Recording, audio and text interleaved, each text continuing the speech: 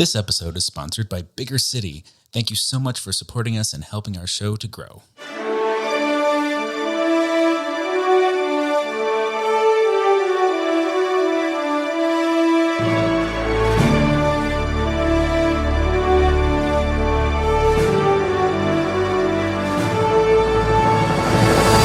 Hello and welcome to the 5th annual Chubby Awards. Yay. My name is Michael Willer and I am your co-presenter today.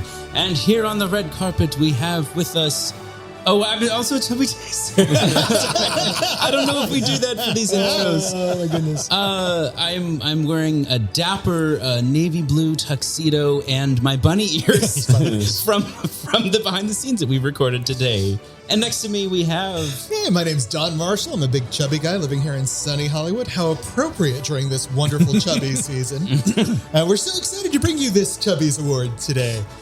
Hello, I'm Dan Oliverio, Michael, and I'm here at the annual Chubbies, 5th annual. I believe is that right, Joy? Can I get a confirmation?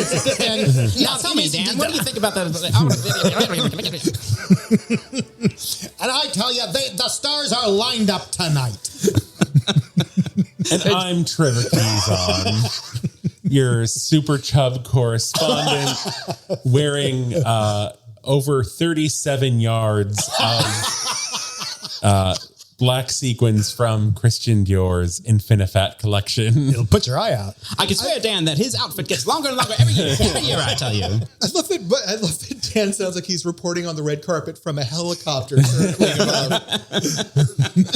That's the only way to get the shot of my trail list this year. That train, that massive train.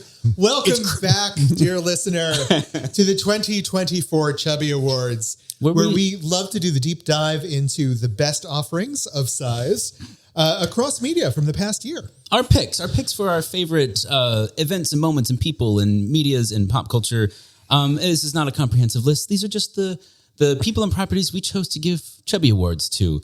And so, giant spoiler warning at the beginning of this show. We will be spoiling the movies and shows that we end up talking about. So yes. If you don't want that, you can see in the description which ones we do talk about, and you can skip as needed. Anyway, who's going first? I did the intro, so I think Don should go first. Don should go first. Oh, okay. Well, for listeners of the podcast, my first choice should be no surprise because this is one of the few characters that we've talked about multiple times over the past year, praising their performance, praising the importance of their appearance in this product. I feel you're setting us up for a gag. Yeah. No, what possible gag could there be here? Or a Ginsu knife. I am talking about, of course, Themberchaud, the fat dragon from Dungeons and Dragons, the movie. Is that his name? It is Themberchaud. Oh my God. I just looked it up. That's a great name. So Themberchaud is the fat dragon. And for those of you who remember, when you're watching the D&D movie, they're underground and there's this big approach. They're in the Underdark. Yeah, they're in the Underdark. You can see this massive form approaching through the dark. And then he on comes top out of a mountain of skulls. Yep. And then he appears and he's the biggest roly-poly. He literally rolls gorgeous down dragon. And every single fat person we know who watched this movie goes, oh no, when they see the preparing to be slimed by an inept, bumbling, hungry dragon that can't catch them. And then he's amazing. Yes. He's just fun to watch. He's scary, but still fun. Yeah. But he has a lot of riz. Yeah, he's got a lot of riz. So it's so nice to see a fat villain that is not the joke. You know? I mean, the tone of the movie is humorous through and through. Very much. The whole movie. Very tongue-in-cheek. And so you get the humor from the character, and there are a lot of him, he has short little legs, and he can't move, but then also he's still killing everyone. Yeah. So there's no ineptitude. I know so many chubs like that. In a year where we're seeing fat villains have not been given good service over the past year. Vincent D'Onofrio is that the right name? I think so, yeah. Played Kingpin again in Echo. And Kingpin in Daredevil was one of the most amazing fat villains that I've ever seen. So well made, so well produced. And then they brought him back for the Hawkeye series, and he was a joke. He wasn't the same character. And then they brought him back and they tried to revive him, but still didn't work. So in this world where our fat villains have been weakened and watered down, it's nice to have a Themberchaud coming in and showing that we can be a presence. I really would love to know who came up with that idea and then made sure that it was presented in the way that it was. Themberchaud is an existing character from the Forgotten Realms. No. Yeah, it is not an original character for the movie. And it's this is the way it's described. Dragon? Yes, there's an entire backstory for this dragon. Oh my God. Apparently, the dragon is kept by goblins, I think, underground, who feed him enormous amounts of food to keep him happy so that he protects them. Oh my God, honey, it's like you. I think I may be misparaphrasing it a little bit. That's the basic No, I'm story. going with that. My goblin army. But part of the backstory is he's this super genius dragon who's not entirely happy with his situation and has been scheming to overthrow his captors. Oh, I love this. Yeah, so it's this whole thing, and he's a real character. He's not a joke.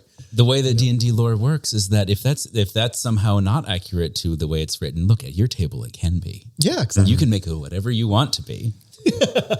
So yeah, in a year where fat villains were few and far between, Themberchaud stood out to me as just a wonderful surprise. That name just gets me. I mean, and I just appreciate the rolling, sliding, I like his little tiny wings that still work. He can still kind of fly. Well, and I think it's appropriate. He's not rolling and sliding just because he's fat. He's also on a mound of treasure. Right. So it's a slippery surface, people. Yeah, and everybody's sliding around on the treasure. There's It's a not whole just him. teeter-totter thing where the heroes are on one end of it and he lands on the other end. And so they start sliding down towards him and he's going to eat them. He's going to kill them because he already killed all the bad guys and now he's trying to eat the heroes. It's delightful and fun. And he doesn't die at the end. Nope. He's still out there. And so he could come back for a honest, if sequel. there's another D&D movie, they would be missing out if they didn't bring him I back. hope they bring Themberchaud back. If ever there was a plushie toy ready for the making. I have been looking for a plushie toy of this character for a year now. I want it so badly. Themberchaud. Down under the hills. All right. So our first Chubby is Chubby down. Award is awarded to Themberchaud from Dungeons and Dragons. So for moi, I'm going a little outside the media circus that is Hollywood.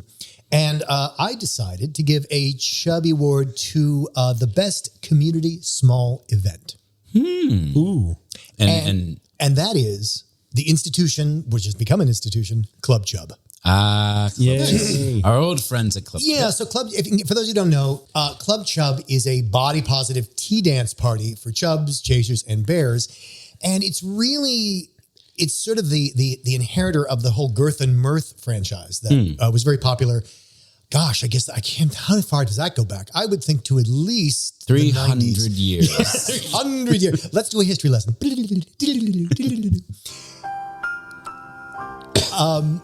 But so what's interesting about Club Chub, it was started in 2002 by Alex Garcia and Frank Rosas in West Hollywood.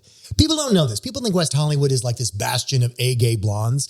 And there's a lot of stuff that, like the first gay pride parade was in West Hollywood, everybody, 1970. Really? Yeah. So anyway. There is history. There is history. Yeah. So Frank Rosas, Alex Garcia started in West Hollywood. Then they expanded into San Francisco, Long Beach, and San Diego. But Alex died and the club went away for a while until 2019 when their friend Greg, who's the current owner, brought it back in Tampa. And then they got so much interest that now, as of in 2002, it was regularly in downtown LA, San Francisco, and New York. And I guess supposedly still Tampa. And there's something that Greg says about it that I really love. And it's that he says, I'm often brought to tears when someone at an event pulls me aside and thanks me for doing this. Just standing back and watching men of all sizes laughing and dancing like no one is watching makes me so happy. Yeah. And that is why these small community events, yes, it's wonderful that we have things like Bigger Vegas and Tidal Wave and Cannonball and a lot of other international events. Those are great. But I think there's something about the regularity of a monthly local event. That's where community starts. And it seemed to disappear at every level. It did for so long. And it did because everybody thought, well, we have the internet. We don't need to meet each other. Yeah. And that's when Girth and Mirth disappeared. Is the internet, people are hooking up. Why do I go to a bar to find a chub? I can just hook up online. No, people miss it. People miss the human interaction. And so that's why I'm giving the Chubby Award to Club Chub. Wonderful.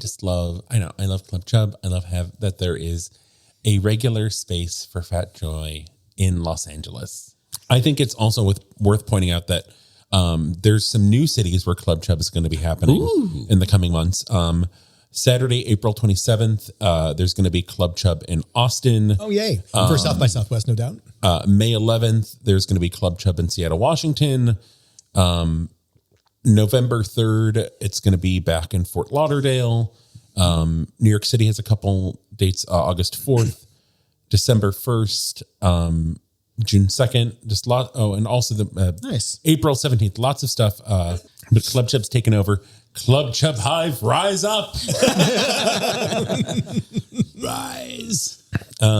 It's my turn now. Yes. I am the orchestra is going to kind of stretch for time as I waddle down. It takes a little too long to get to the stage. And like with people helping with my train that's still outside the theater. And like wrapping around people's necks as you walk past them. It's Meryl Streep just got taken out. My first chubby, I have two in my hands. Yes. Is your going hands are to, shaking. Yeah. Big Boys. Oh, yeah. The Corey Sherman film, which outstanding movie. has had some. It's been in the festival circuit. There have been some digital screenings, which a lot of listeners have actually been able to check out and have shared. Now, I hope you won't spoil this because almost no one has seen it because it's not in full release yet. I'm going to do my best not to spoil too much. As the one who hasn't seen it, I will tell you. You've had your chance. No, it's not in full distribution yet. So if you've seen it, it's probably because of a film festival or an internet screening. Or Yes. something like Yeah, but they do streaming. Yeah. Some festivals do. But so written and directed by Corey Sherman, a phenomenal small powerhouse cast. And it was just really the first time, so last week we talked about Mean Girls, and that like it was the first time I kind of got to see myself represented in a movie as like, a fat gay teenager. But this is the first time Corey wrote this amazing story about a like fat gay, preteen kid who's having feelings. He's like 14 around that. I think Like young teenager. Yeah. maybe even like 12. Like I want to say 13 because it's like Let's say he's 13. either 12 or 14. Yeah, it's very innocent era. It's not, you're not in high school yet. You're not like dating. No. Your friends aren't dating. Jamie, played by Isaac Krasner. Just this, like, it is such a, Jamie did such a good job of this, like, that you're different and you kind of think you know what it is. And just like the awkward, like you're trying to assert yourself as a 12-year-old and like in these social settings with your older siblings. And it was so real and so like awkward, but like, I feel like awkward humor is so common now. But it is the like, It was sweetly awkward. yes. It wasn't cringe awkward. It was just relatable awkward. Yes, it was not the like teen movie like weird boner joke that goes on too long. not at all. It was more like when the first time I saw Star Wars, because I saw it in the theaters and when it was 79. 100 years ago. Yeah, 100 years ago. And it's like, wow. And I didn't know I was gay. And I was like, wow, Luke Skywalker is so cool. I just want to be his friend. And it was like, that's what a gay crush looks like when you're 12. Yeah, exactly. But so basically, without giving too much away, the plot of the movie is Jamie is going on a camping trip with his cousin? His cousin Allie. Who used to be his like best friend. They were like, inseparable. But now she's older and she's dating. She's like, dating. I think she's at least 18. Like she's not, underage. There's her boyfriend Dan, played by David Johnson III. And Jamie's brother Will goes along, and it is just this like he has a crush on Dan, and it is like it's as a awkward closeted fat 12-year-old who would have crushes on my sister's friends, and Jamie has a passion for cooking, so like that's how he's kind of like stepping up in the trip is like, oh, he's like, I'm going to help with the food. And he and Dan are cooking. He does it. He's not the kid who like sits in the background and kind of waits for things to happen to him. Like he actually like, like he cooks. He's proud of his capabilities. Yeah, which makes him a really cool fat character. You know? Yeah, exactly. He's not just a passive hero. And definitely not like the other teenagers I'm so used to seeing in most things. That's right. Yeah. But You mean fat teenagers? No, teenagers in general. Oh, okay. Are just like generally teen passive, movies. awful, bitter, vicious. Oh, okay. Little beasts. Yeah, So- he's fleshed out as a real person. Yeah. But like I would like make my house was the party house, so like there would be a lot of drinking and like pot smoking. So like I would make snacks for my sister and her Oh, friends. no wonder. Yeah, which is And very like, reminiscent. This is of the very movie. relatable. to Yeah. like Very and much like the movie. a couple of my sister's friends like who had crushes on, so like just get the like those little little lingering moments of like, interactions. I like you, and just like I want to just like try and like the like weird like preteen like trying to have an adult conversation with someone. Oh, yeah. and you're just like, and it's just some of the choices made with Jamie, like some of the hand gestures, and like, oh my god, that was like me, like this kind of like standing, folding your hands because you don't really know what to do with your hands. Yeah, the awkward bent wrist. There's something things, very yeah. authentic about how he plays the character. Yeah. So it's supposed to get a wide release this spring. I that'd be would also love to try to get Corey on to talk about Yes. this. But I know some people have seen it because of the screenings. Some people haven't. But check it out. It is so good. We will keep updates Big going. boys. Big boys, Yeah. yeah. And, It's- and anytime there has been a digital screening, I've like blasted it on Instagram and Facebook. I don't log into Twitter anymore. I don't think Just anyone keep your blames you eyes for that. Yeah. eyes peeled. And I think when there is dates released for a wide release, we will let everyone know. For sure. And maybe try and ASAP. do, like an interview episode or at least a main topic about it, something a little more substantial that we can help promote it. Yeah. I've even thought like trying to organize like a screening in LA with like That'd be really cool. like because it'll probably be like there will be it'll definitely be released in LA for physical release, and I would love to try to do like a group like Big Fat Gay Pod thing. That'd be really cool. So congratulations Yes. on your chubby. And I guess that brings us to me. It's me. I've been here the whole time. Stole that from Game Changer.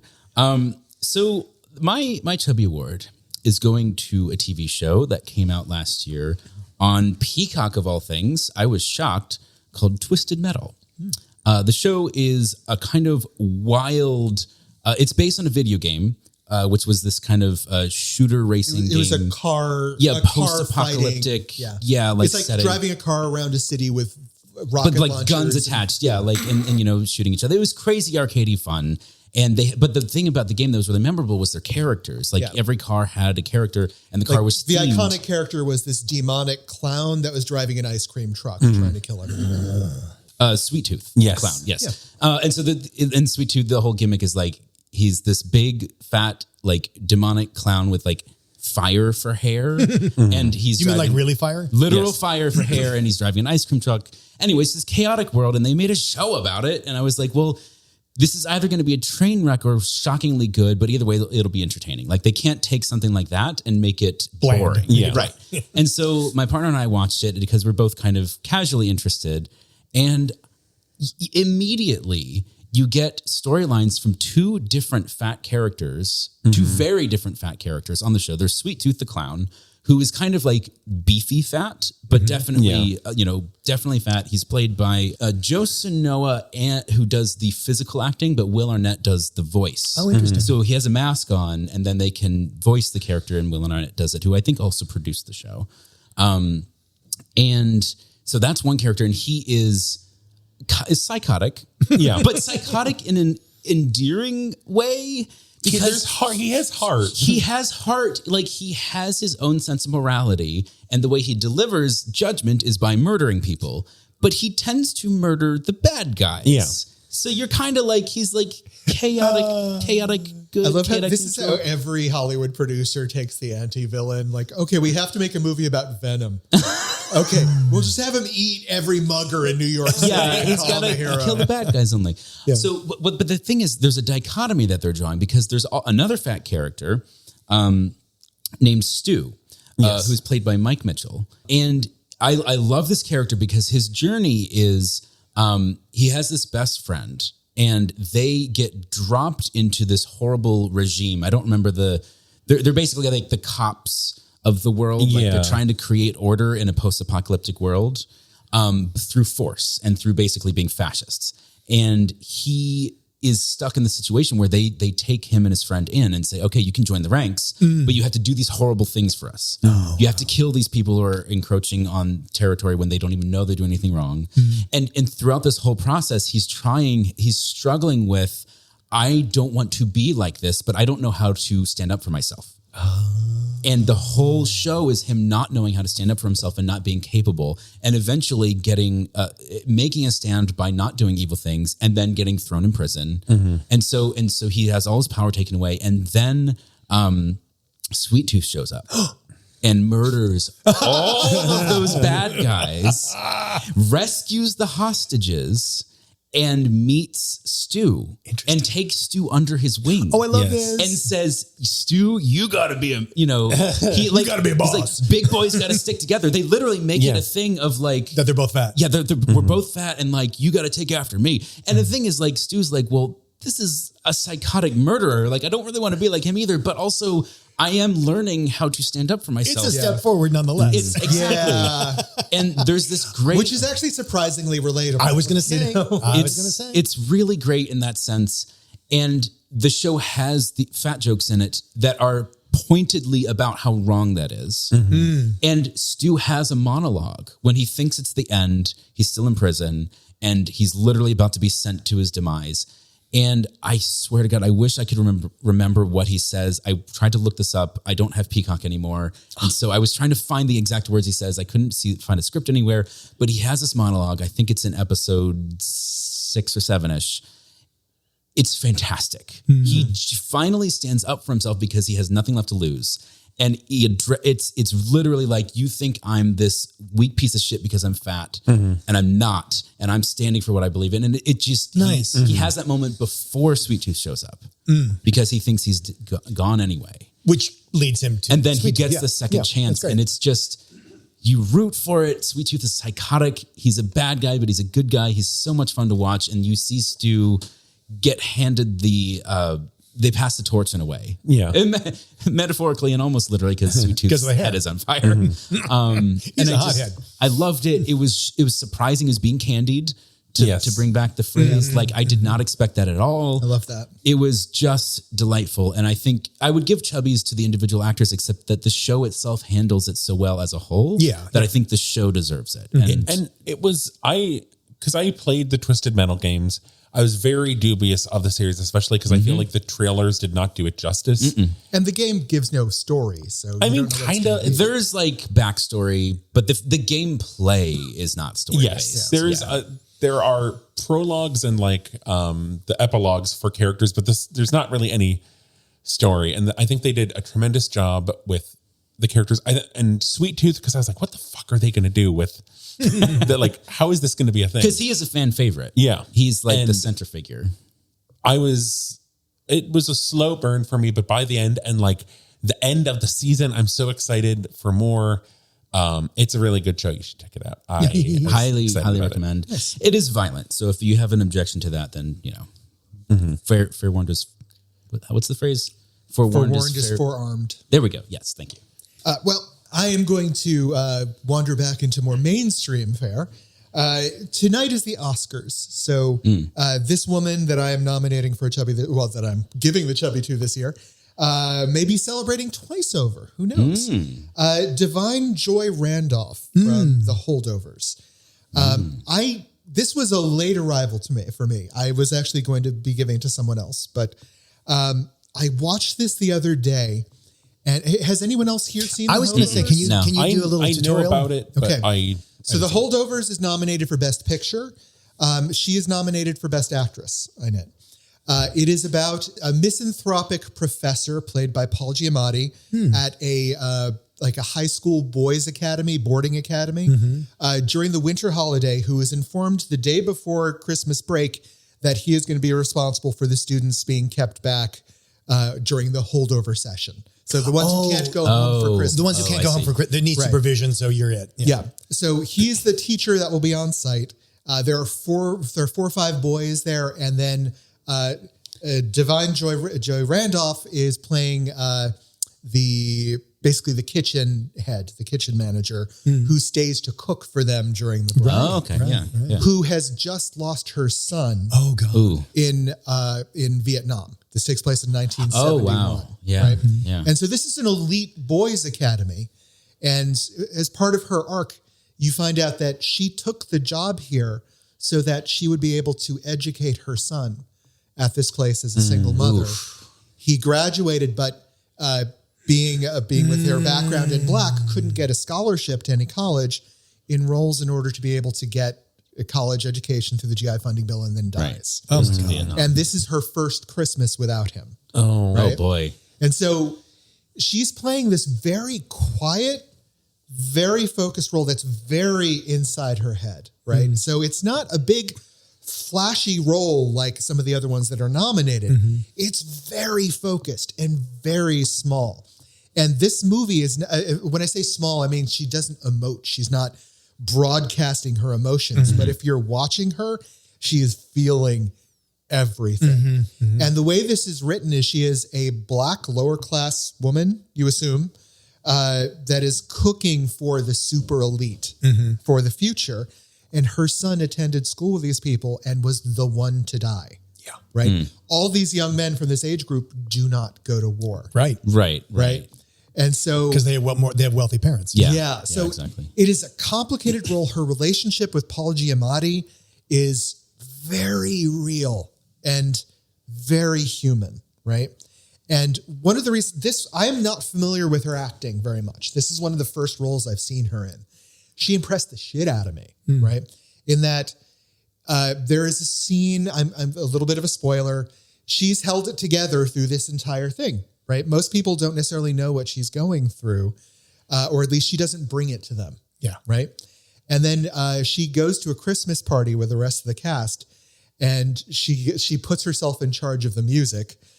So she'd have something to do, and ends up playing songs that her son loved, which triggers her, and she finally unspools This at story. the party. And it's what I've said this before. One of the things I love is when you watch a villain, right? A villain isn't made by an actor's performance. A villain is made by the performances of everyone around them, right? The silence when they come into the room, the averted eyes, right? The power of the villain. Yeah. The power of the villain. When she breaks, she is so real, and but it's the performances of everyone around her who they care, but they don't want to be there. They can't deal with it. Yeah. And it's everyone, but they're forcing themselves to stay anchored to the spot to try. Right. And that's one of the breaking moments in the movie, when all these people who hate each other, who are just on every other side and no one's in each other's corner, start to knit. And her performance is such a quiet anchor point for all of that to move around. Beautiful. To see it acknowledged by the Academy made me very happy. So she's not the villain. You were She just is saying, not the villain, You were no. just saying that to But show how other people can make the other performance people, powerful. masterful actors around her, highlighting this moment. Okay, I see. Made such an amazing scene for me. Sorry, I explained that badly, but yeah, it's where you see the entire ensemble coming together to make her power visible for everyone else. It was beautiful. That sounds incredible. Yeah. Yeah, it's one of those things where Themberchad made me laugh and made me happy. She made me feel like people don't suck as much as you assume. You know? Do you think there's a place in that movie for a dragon? If you Dan, let's see be these- realistic. There's a place in every movie for a dragon. If you see the kids being portrayed, yes, he would be well fed. Yeah. Well, I think we're going to save Dan's next one. It's extra special. Extra and so we're gonna special. Save it for last, even though we're going in order. So Trevor, who's your second Chubby for? So we frequently shout out companies during the Chubbies, and this year I'm kind of doing a company. I'm doing the Campaign for Size Freedom. Oh, nice. Yes. which Okay. was launched by NAFA and Flair, the Fat Legal Advocacy, Rights and Education, a project by Solvay Law, supported by Dove. So this we've talked about this a lot on the podcast, but I really wanted to highlight it because we got the bill passed in New York City. Yeah. The bills are, moving forward in New York State, Boston. There's and several other states, there's so much momentum happening because of this campaign. And so much work went into this from so many different people.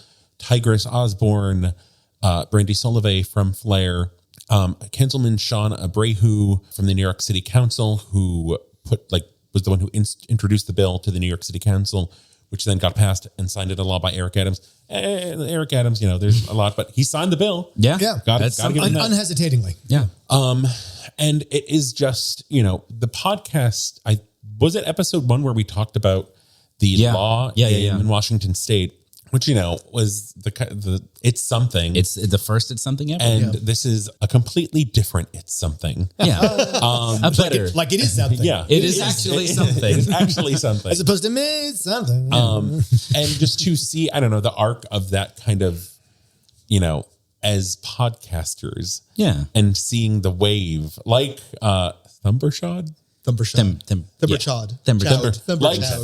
Thumbershod, we will ride this wave into more laws being passed, more protections for fat people, and really just acknowledging the hard work that went in and the continued hard work that is going in, and just the people who gave testimony. The people who gave testimony against it that was really bad. I mean, not bad in the sense of like it was bad, but also it was just so pathetic. Yeah, it just showed the weakness and the flaws in the argument for why fat people should not be protected. It is important. It is exciting. And a big old chub. It's one of those ones where like everyone's coming on stage and it's just very exciting. This one is one of those like it's a big fucking deal. Spontaneous standing ovations. Yay! Meryl Streep yelling. I don't with their remember hair what that was frazzled. for. Yes. Sideways. There's a fat clown with his head on fire. He's driving into the building. Congratulations. Yes. So my second chubby, I deliberated over this quite a bit, but I decided that because I feel that the movie Barbie got snubbed in a couple key categories, I wanted them to have at least one small award from us. Yeah. Hey, Barbie. So if you haven't seen Barbie, first of all, go watch it. This is a fantastic movie. To me, it's my best picture pick. Yeah. It should be just pointed out, just a quick stop on the way up to this topic. Like, it's a Barbie movie that was fat inclusive. I know. But Let's think about that for a moment. Exactly. Like, holy shit. And not fat negative. No. Yeah. And Like, not in a, in a really good way. Yeah, so it's just the representation in this movie on all levels is phenomenal. Like, it's not just fat representation. And so that's why I think specifically for the movie, I mean, the primary character we would talk about is Sharon Rooney playing Barbie. Lawyer Barbie. Lawyer Barbie. She's playing Lawyer Barbie. I love it because in the credits on IMDb, they're all just Barbie. they don't distinguish them by job or And for those who are not familiar with the Barbie cinematic universe, you can buy different kinds of Barbies that are different professions. Like there's lawyer Barbie, there's stereotypical Barbie. because Barbie can do anything. Because Barbie can do anything. There's astronaut Barbie, there's UN ambassador Barbie. Yeah. And so the movie on its own is just a really wonderful view. And I love it because you can watch it and take it on a surface level. You can just be entertained by what you watched. Absolutely. It's a great movie in that sense. Just Ken, like, who would have thought that like a song and dance number in a Barbie movie with Ryan Gosling at the I forefront? have to admit, the thing I'm looking forward to for the Oscars performance Is the performance. him performing it live. Yeah. I think that'll be fun. Yeah. Dude, you mean the beach off? Yeah. Sorry. Where they beat each other off. They beat each other off. Absolutely.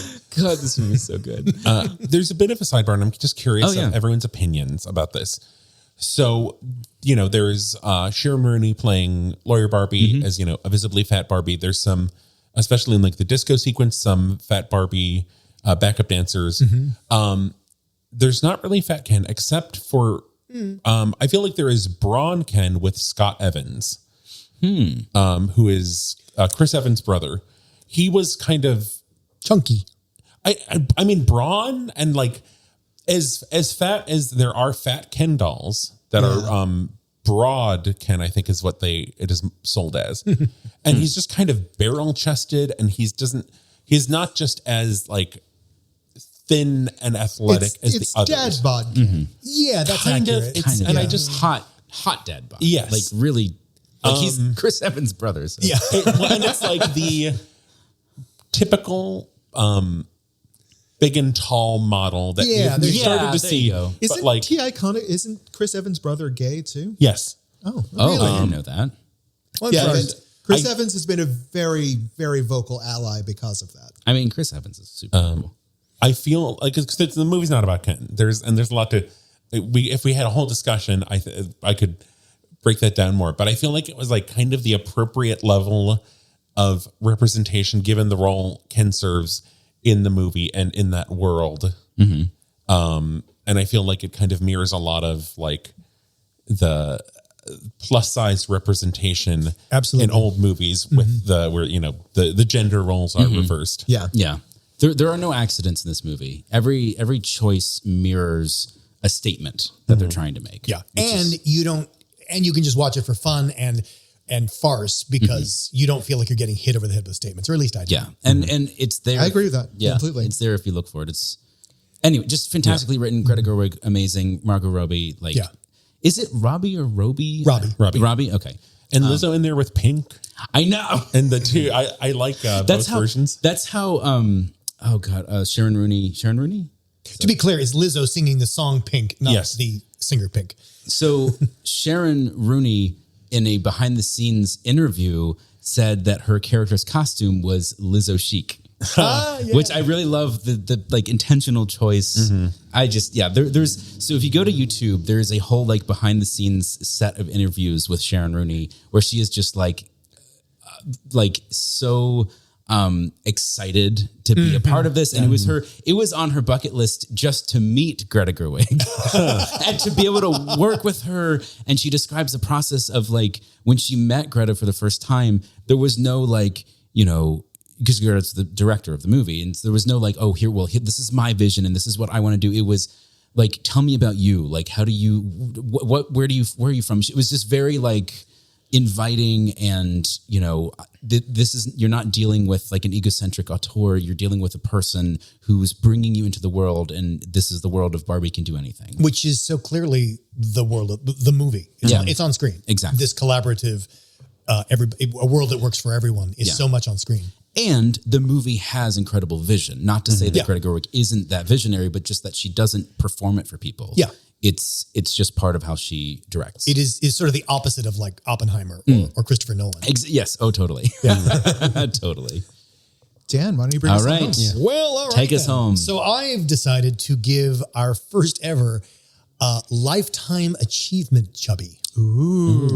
Sorry, I almost feel like this would be like the award that Meryl Streep was supposed to give, but she got taken out. She's like still a nurse is attending to her audience by your train, by your 2 block long train.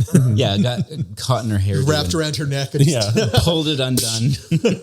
So this is a person for the Lifetime Achievement Award whom I have followed for a while and has made a huge difference in me and my work in advocacy, and I think in so many other people's work as well. And for fat acceptance in the world at large. It's huge. It's huge. And no one else is doing what she does. It's Reagan Chastain, who I'm giving the Chubby for Lifetime Achievement. Reagan is a professional speaker and writer and researcher. She's the co-author of the Hayes' Health at Every Size. And she is a queer fat woman and also a board certified patient advocate. Ooh. I didn't even know that was a thing. That's a thing. So she's got a background in research methods and statistics, which is what makes her so amazingly talented at like debunking a lot of these health studies. Yeah. Because she lives in the math and the science of it. And 20 years ago, she started to study the research around weight science and its impact on weight stigma and the culture in general. And it was just a personal project. In 2009, she started in speaking publicly about her findings and started a blog called Dances with Fat, after the Kevin Costner movie. But since about 2012, she's been doing workshops and consulting professionally with companies like Salesforce, Google, Amazon, Kaiser Permanente, University of Colorado School of Medicine, Children's Hospital. Wow. And these companies invite her in to talk about weight stigma, and in the case of medical schools, to talk to their medical students about the fat phobia and anti-fat bias that the medical profession is promulgating. And it's the school's attempt to sort of address that before they get out in the world. Yeah, that's fantastic. So she's doing, and she talks about how, like, in the course of this, she used to face fierce opposition from medical students. And now she's like floored by how accepting the students are. God. And how, it's that like, would have made such a difference for me Wouldn't it? growing up because, I just got attacked by doctor after doctor after Absolutely. doctor. And I was alone. And I think that's what, for me, makes her so valuable and so unique in the space. Yeah. Is that she's really dealing with science and medicine as it intersects with weight stigma. And I think that's a big deal. There's a huge she's such a voice there. Yeah. Whereas, like, there's lots of social advocates, there's lots of legal advocates, but really in the science field, you don't see a lot of it. There are other people. I think she's also a wonderful bridge bringing this information in ways that people who are not necessarily as scientifically literate can understand it. Yeah. So, Dances with Fat had like 1,800 blog posts, but people kept asking, because it was on all sorts of things, as about, fat stigma. But people kept coming back like, but what about that article you wrote on the Wegovy study? Or what about that article you did on this study? Or what about when people say, obesity is a disease? And like, how do I, really coming back to answer those questions, which is where I find her work so invaluable. And so she recently started something called the Healthcare and Weight Science newsletter, and it's on Substack. Mm-hmm. Mm. And it features information and fielding reader questions on topics that intersect with weight science and health stigma. So like best practices for doctors and nurses with higher weight patients, a breakdown of all these weight loss studies, or literally like she has cards. You can take these cards with you to your doctor's appointment. And on the cards are what to do when you experience medical fat stigma. Like you can, so you can have the card says like, I would prefer not to be weighed. Like the language is right there in the office with you. Yeah. You don't have to think of it. Run through your lines in your head. You can exactly. It's right there. And hell, you can even give them the card. Yeah. So here, I want to say this. It's just so really great. So she's my go-to when I want to see what's behind the latest weight loss study or medical research, or for a broader view on questions like, you think of the really big questions like, well, so why isn't obesity a disease? Or, well, how come you believe the study on cigarettes cause cancer, but obesity doesn't cause cancer? And really doing a deep dive into what is fundamentally flawed in the logic, which is something you don't get with just the quick soundbite. Yeah. And so, I love that. That's where I give my Chubby Well Award. deserved. Yeah. What a way to start the Chubbies Lifetime Achievement Award. Mm-hmm. Very, very powerful start. Yeah. Traditionally, we have our bit to wrap up the day. I'm very excited about mine. I was struggling initially, but I'm excited. I'm glad. I'm not sure I remember. What our bit today was, it's pitch a movie, pitch a fat movie. A movie that is important. So, we talked about this on the call. I know, but I wasn't listening. Dan, Trevor, I've got one too. So why don't you and I start off? God, please. Well, so I was thinking like, what kind of movie do I want to see? Who do I want to see? And who do I want to see together? So my pitch is, starring Harvey Guillen and Danielle Pinnock. From Ghosts, CBS's Ghosts. A pair of besties. They're going on a cruise. I don't really know if if I want it to be like kind of, if it's like a special cruise, but so they're going on a cruise, and it is the maiden voyage of a cruise ship staffed entirely by AI. It is so it's just like all AI. It's like it's robots and different levels of robots, like to the like little carts with the big eyes that deliver food to like humanoid. But are they're not the only passengers? No, they're the kind of the besties that we're watching go on this cruise, and think like Poseidon Adventure. There's a bunch of big names. Like disaster or disaster? Well, because it is a ship staffed entirely by AI. Uh-oh. It is a cruise. So when they get out to sea, the AI starts to go rogue. Nice. And it is disaster. And Harvey and Danielle are kind of thrust into this position of having to be the heroes because the AI has trouble recognizing fat people and people of color as human.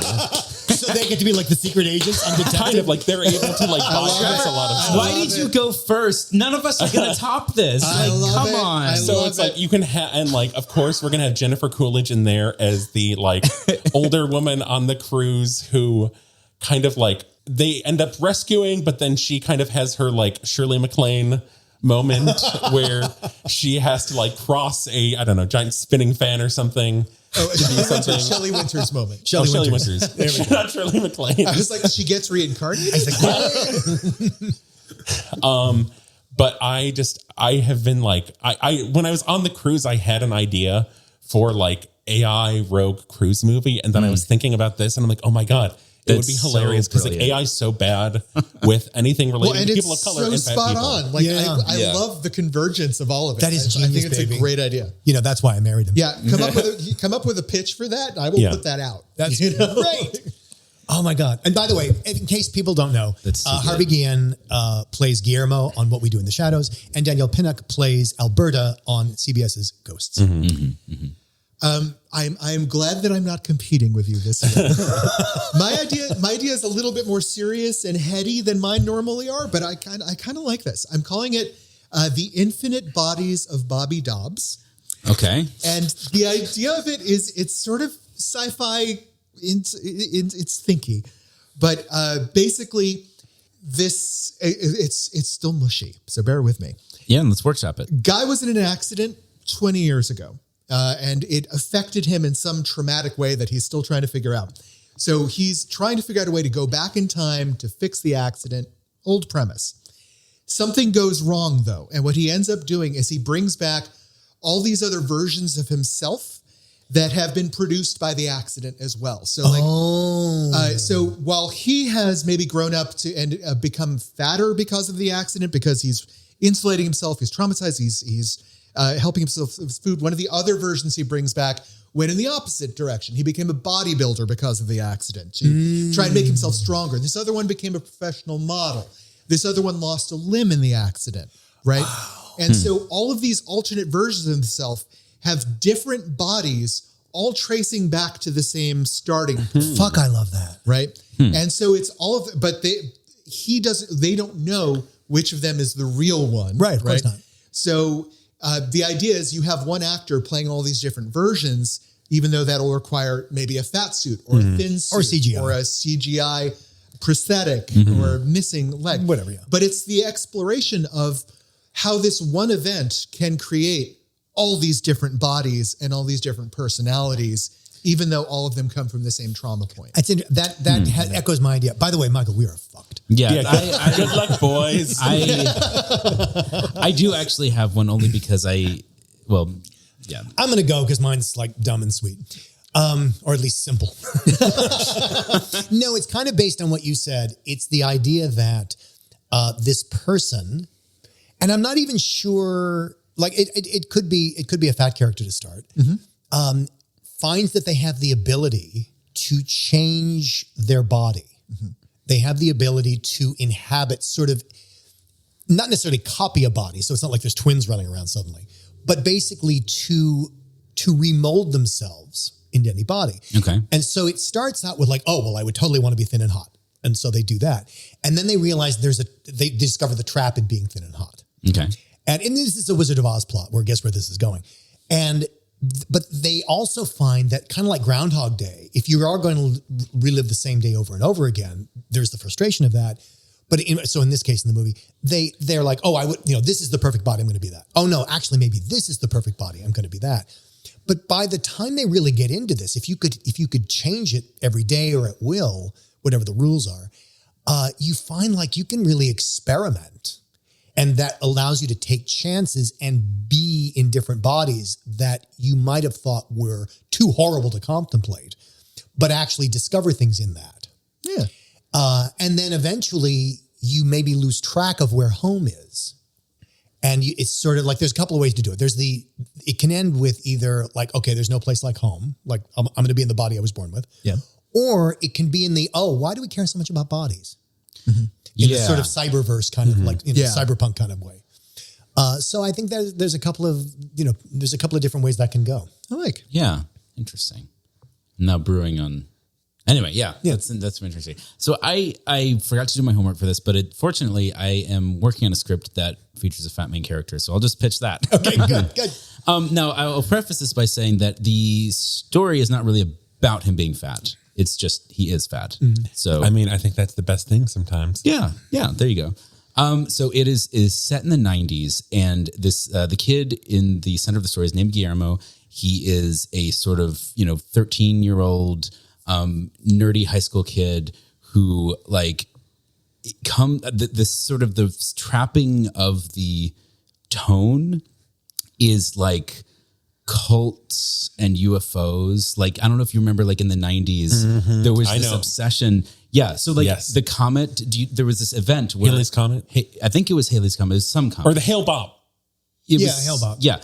Came by, and there was a cult that believed that you could ascend. You were going to ascend Heaven's Gate. That's it. Yeah. So and they all killed themselves to ascend to the comet. And but there's a lot of this stuff in the 90s, a lot of this stuff.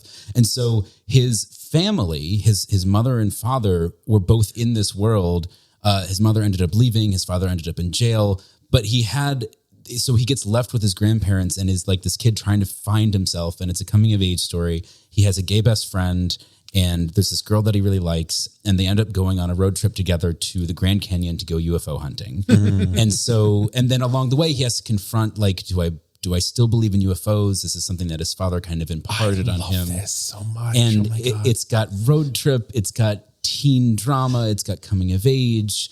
They stop off at his love interest, the girl who's with them, her aunt's house, and her aunt is a lesbian who has a partner, and they just live like on a ranch. Yes. Oh my God, Michael, I need to go now. I'm working. Dan, get the checkbook. They live in a tire house in New Mexico. Yeah. No. Yeah, and she's a painter, and of course she is. Yeah. But as she's aging, she's starting to lose her sight, and so they my God, Michael, they take her to the Grand Canyon to describe the vista at night while they're watching for UFOs. Oh, wow. And heart. I have this. This is like, oh my God, the 90s, aliens, UFOs. Yes. The Heaven's Gate. I don't know if this is cutting room floor or not. I was obsessed with aliens in third grade. Obsessed. Yes. I got so obsessed. And cruel. Obsessed and cruel. Cruel. I convinced my class that my teacher was an alien because I was so cruel. Chaotic evil. I was so obsessed with aliens. And I had this book, and I was like, I got other people really like into aliens, and our teacher's like, no more aliens. And to which Trevor said, because I was telling people, only an alien would say that. Yep. Yes, and it was like, you see, and horrible. Made this woman's life a living hell. Love it. And also, so like the Heaven's Gate connection is, because I was seeing it like in the news and stuff, and I was so like grimly obsessed with it. There was the whole thing about when they killed themselves, they put, I can't remember what drug it was, but into applesauce and chocolate pudding. Yeah. And they're saying like, that's what they found in their stomachs. But I missed the drug part. And I thought if you had the combination of applesauce and chocolate pudding, that like both of those in your stomach, that it would kill you. Oh my God. How old were you, Trevor? In the 90s, you were like 7? This was like third grade. This is probably around the same time. I think that's you were probably 8 or 9. Yeah. How I got obsessed with aliens. So, It's dear very listeners, times. thank you for joining us for another Chubbies. Do you have a runner-up that you would have suggested? What are Do you your have something? votes for the Chubbies? Did we get any wrong? No, we didn't. Trevor, where could they tell us about it if they wanted to give us some suggestions? We're on Twitter and Instagram as @BigFatGayPod. We're on Facebook as the Big Fat Gay Podcast. Leave us 5 stars there. Leave us 5 stars on your preferred podcast platform. Support us on Patreon at patreon.com/BigFatGayPod. See the list of full things we were considering. There's dozens. At So many more. BigFatGayPod.com, baby. Well, Of the other Chubby nominees. There were a lot. There's a whole list of them. We just picked a few. yeah. Listeners, thank you for joining us this evening, but we're flicking the lights on and off. It's time to go. The orchestra's gone home. Fold up your chair and take it out with you. But my train is zigzagging across the theater, so watch out. Oh no, there goes Meryl Streep. Why can't you stay out of the way? Meryl, no!